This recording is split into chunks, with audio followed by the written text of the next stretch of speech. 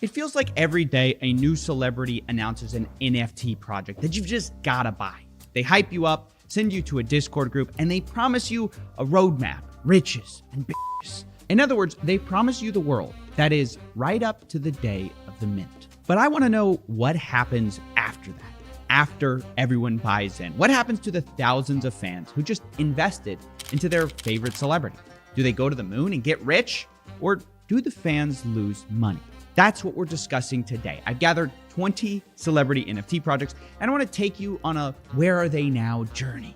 I didn't pick them ahead of time knowing which ones are doing poorly or doing well. And let me say ahead of time, this is not about, what is a scam, what's not. And I'm definitely not endorsing any of these projects. I just want to look at the facts. Like, how are all these projects doing? What was the price? What is the price today? And my hope is that by zooming out, we can get a macro view of whether it's a good idea to invest in celebrity NFTs in the first place. And we're going to start with Justin Bieber, who promoted a project called the In-Betweeners, which is a collection of bear NFTs. And it's the first thing you see when you click on his Instagram with 254 million followers. At an initial mint price of 0.27 Ethereum, the project has been pretty popular for the most part, even though sales have dried up a little bit, despite Justin continuing to support it.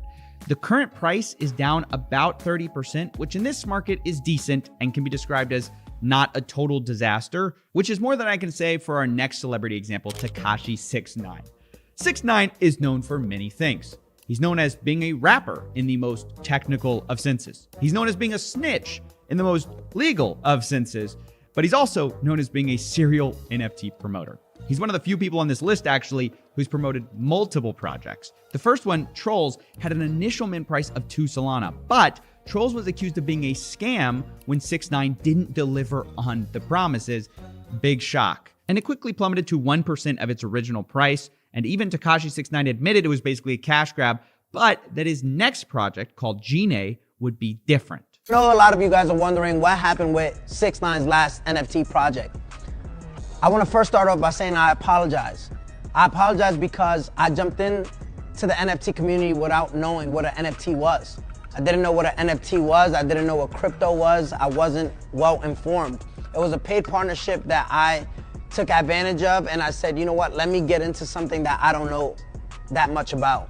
So to all my fans who joined that, I extremely apologize for that being done.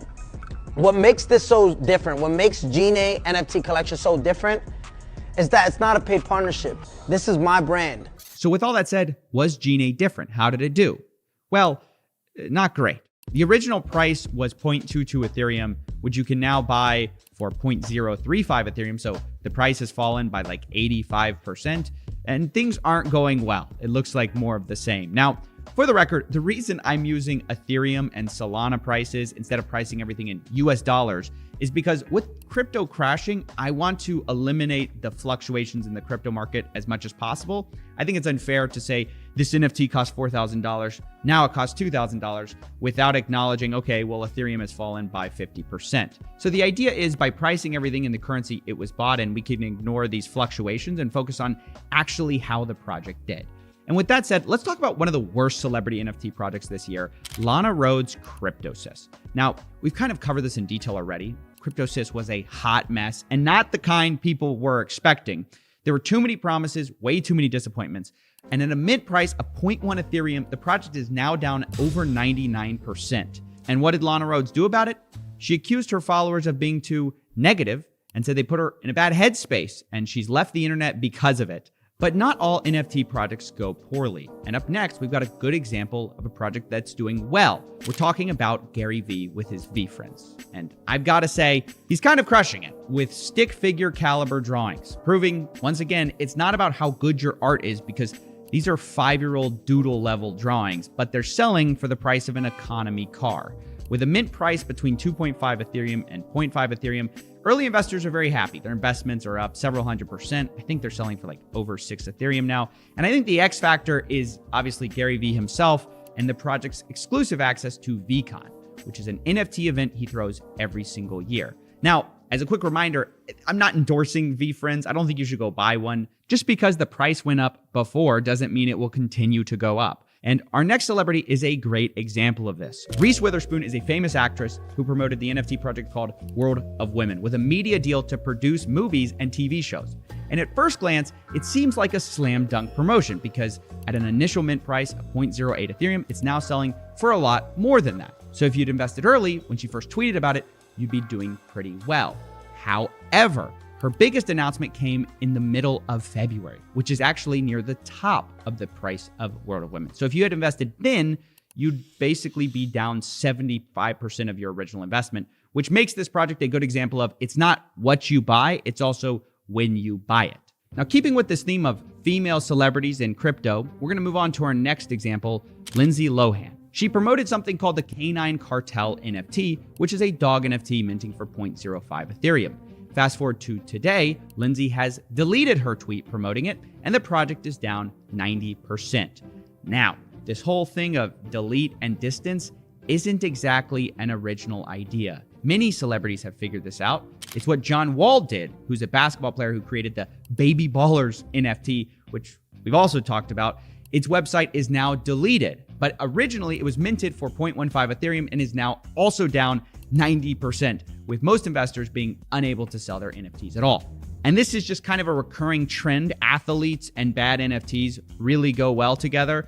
Our next celebrity, Tyson Fury, follows the same pattern. He had a collection that minted for $330 to $550, and it's unclear if you can even sell these now because basically no one wanted them in the first place. Only a few hundred sold, so he didn't make a lot of money.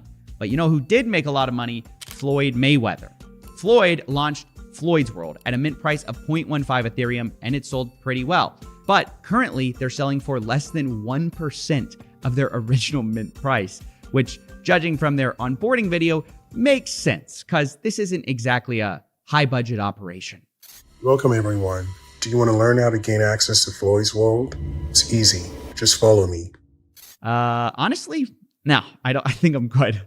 But we're going to keep with this theme of bad NFT animations for our next celebrity, Kevin Hart, who recently released a project called Confessions from the Heart, which is part NFT project, part Roku animated series, which is supposed to promote it. Except the Roku animated series is like almost indescribably bad for someone who has access to millions of dollars. This is when I realized you just don't know who people are. It looks like a college student's project or something. And if Floyd's animations are so bad, they're almost funny, Kevin Hart's animations are so bad that they aren't funny at all. The only thing that might be funny is this project's current price. It's down already 50% in only a month, which it's just rough. I mean, what did you expect, guys? Mike Tyson is up next with a personal NFT collection, which he sold for 0.15 to 0.5 Ethereum. Not much to say here. The prices are considerably down from its all-time high in September. And I'm sure you've noticed sort of a trend here where projects have a boom and then a bust. They initially get hype, they get sales, and then over time, the celebrity and the holders just kind of lose interest in the NFT. And that kind of makes sense. It's hard to maintain that initial hype, no matter how good the intentions. And that's the lesson of our next celebrity, Steph Curry, who created a famous basketball NFT collection called the 2974 collection. And it was a big deal because he said that 100% of profits would go to charity, which sounds great. But at an initial mint price of $500, the initial hype was high, and now the price is significantly lower than that, and sales are mostly dead.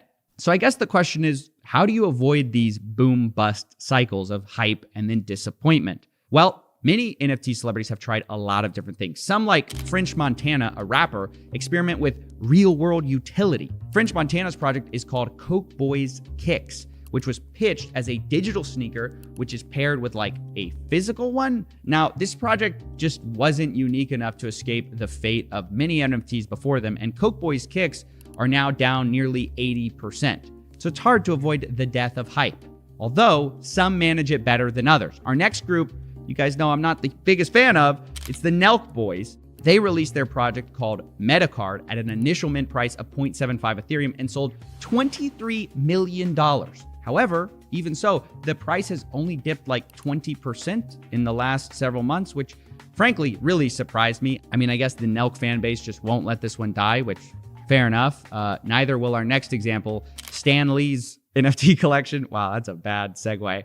Let's talk about that, though. I mean, what a disaster that was. He released something from Beyond the Grave called Chakraverse NFT, and obviously it's not his fault. It's some like greedy corporate estate which released it in its name, and at a mint price of $200 for crappy art. I imagine the Marvel's execs are pretty proud. Okay, maybe that's a cheap shot at Marvel Studios, but then again, you know what else is cheap? These NFTs now. They're down 75% from their initial mint price, which again is just sort of the norm across these celebrity NFTs. Regardless of where you look, most of the NFT market tends to do worse after the mint. It's just how it is. Even so-called real artists like Grimes will release stuff like, this Earth collection she did. Originally, it'll cost $7,500, and now it's selling for $200. ASAP Rocky faced the same problem with his project, which initially sold for $2,000 and is now selling for $400. And that's not even to talk about all the cash grabs going on. You also have things like Lil Uzi Vert with his Eternal Beings NFT,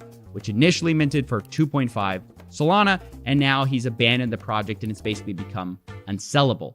These abandonments happen all the time too, because you have people like Jake Paul. He releases the Sacred NFT project or partners with it, and now he abandons it and it's down 90%. So not only do you have to worry about the general problem of hype dying, you also have to worry about your celebrity just abandoning the project in general. And I know this has been a lot, so I kind of want to summarize a lot of this information I just gave you. Let's kind of recap how these projects did. I've shared 20 of them with you, and of those 20, only 2 of them are still above mint price, VeeFriends and World of Women. Another 2 of these projects were at least close to their initial mint price, maybe within 20 or 30%, while the rest are down nearly 90 to 99% and are basically worthless. So what's the lessons? Well, firstly, celebrity NFTs are definitely not about the art. The most successful project is a series of scribbles. So if anything, I learned that NFTs are just about building and maintaining hype. And the truth about hype is that it's easy to build at first because you can just promise people anything, but it's hard to deliver on and maintain in the long run. The other lesson that I learned, which I haven't talked about much, is that there's an asymmetric risk to buying NFTs. Because while the average investor of these NFT projects has lost a lot of money, all the celebrities who delivered on them made money. I mean, it's very easy to make money selling an NFT because you can make them for cheap and sell them for hundreds to thousands of dollars, which means that while it's a big risk for you as a buyer, it's not a risk at all for the celebrity, which might be why they like them so much. And for these reasons, and the general risk of scams and rug pulls, and the fact you'd be relying on a celebrity for your financial well-being, I'd have to say celebrity NFTs are a bad bet. I jumped in to the NFT community without knowing what an NFT was. I didn't know what an NFT was. I didn't know what crypto was. I wasn't well informed. Which I guess, did I really have to prove that in the first place? No, you probably already knew that, but I think it was interesting taking a look at the life cycle of these different NFT projects, and I hope you've learned something.